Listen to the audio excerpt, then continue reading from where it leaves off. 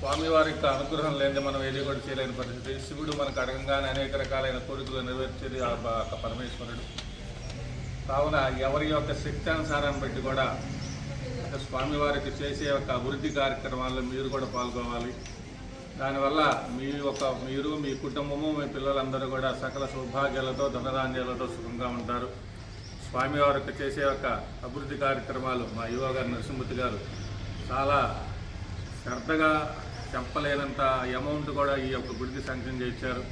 మనం కూడా వృత్తాభక్తిగా మనం కూడా ఈ యొక్క దేవస్థానానికి చక్కగా అక్కడ సహకారం చేస్తే మన భాగస్వామ్యం కూడా డబ్బులు అంటారు చేతికిస్తే ఎప్పుడైనా అయిపోతుంటాయి. కానీ ఇక్కడ జరిగే కార్యక్రమాల అమౌంట్ కనుక మనం కనుక అందజేస్తే అక్కడ సంబంధించిన కార్యక్రమాలన్నింటిలో కూడా వాళ్ళు ఉపయోగిస్తారు.